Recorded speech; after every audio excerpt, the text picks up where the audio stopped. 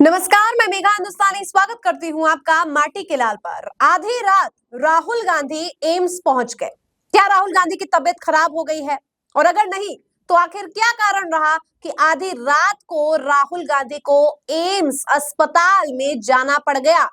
सारे सवालों का जवाब देंगे, हर पहलू पर चर्चा करेंगे। वीडियो को अंत तक जरूर देखिए। चैनल पर नए हैं तो चैनल को सब्सक्राइब कर लीजिए।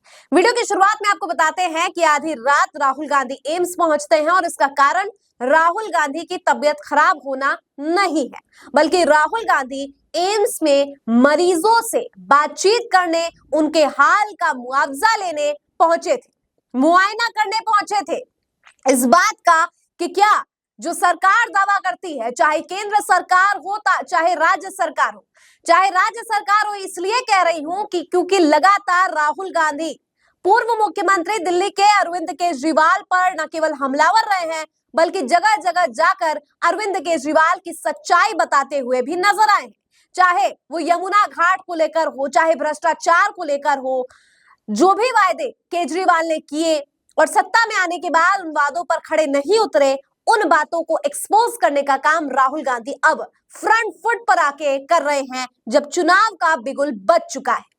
वाकई राहुल गांधी की राजनीति और जिस प्रकार की सियासत वो अब खेल रहे हैं, दिल्ली के विधानसभा चुनावों में कांग्रेस को भी अब दिल्ली से उम्मीद नजर आ रही है। पहले ऐसा लग रहा था कि मुकाबला दो कोणी है, यानी राहुल गांधी की एंट्री नहीं थी जब, तब अरविंद केजरीवाल बनाम भारतीय जनता पार्टी, ऐसा लग रहा था।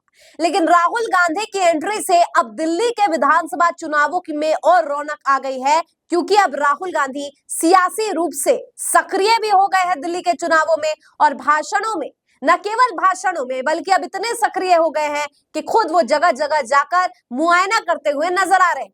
हालांकि राहुल गांधी के लिए ये नई बात नहीं है। राहुल गांधी पहले भी, चाहे किसानों से मिलना हो, झुग्गी झोपड़ी में जाना हो, दलित के घर खाना पकाना हो, ट्रेन चलाने वाले लोकोमोटिव पायलट से मिलना हो, या किसी भी, चाहे सब्जी वाला हो, टमाटर बेच रहा हो, कोई कुछ भी कर रहा हो, महिला हो, पुरुष है, मोची है, तमाम व्यवसाय के लोगों से मुलाकात करने में राहुल गांधी सबसे आगे रहे। और अब चुनाव के समय भी राहुल गांधी एम्स में पहुंचे, एम्स में मरीजों का हाल देखा और सोशल मीडिया प्लेटफॉर्म पर ट्वीट भी किया और सबको बताया भी कि देखो, केंद्र सरकार और राज्य सरकार जो झूठे वादे करते हैं कि मरीजों का इलाज बेहतरीन शानदार तरीके से चल रहा है, उस अस्पताल में इलाज के नाम पर क्या हो रहा है?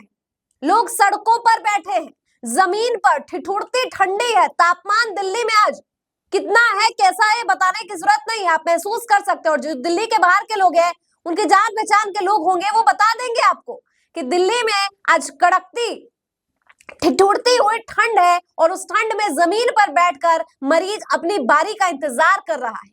मरीजों को देखने के लिए 10-10 मरीज पर एक डॉक्टर है, और वो एक डॉक्टर भी लेट आ रहा है या नहीं आ रहा है। तो आखिर डॉक्टरों की अनुपस्थिति, लेट आना, ये तमाम ऐसे कारण है जिसकी वजह से मरीजों को और संघर्ष करना पड़ रहा है। लेकिन मरीजों के संघर्ष के बारे में कोई भी बताएगा नहीं। क्यों? क्योंकि गरीबों की सुनी कहाँ जाती है। गरीब तो केवल वोट बढ़ाने के लिए, वोट बैंक के तौर पर इस्तेमाल किए जाते हैं।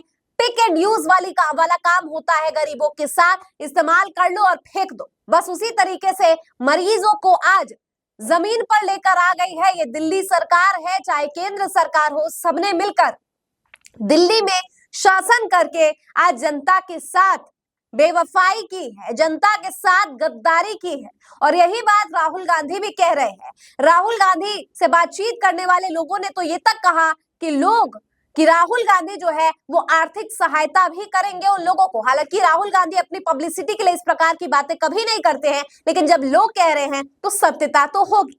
सोचिए, सत्ता में ना होने के बावजूद सत्ता में रहने वाले काम करने पड़ रहे हैं राहुल गांधी को, तो आखिर असली प्रधानमंत्री कौन है? शैडो प्राइम मिनिस्टर कौन है?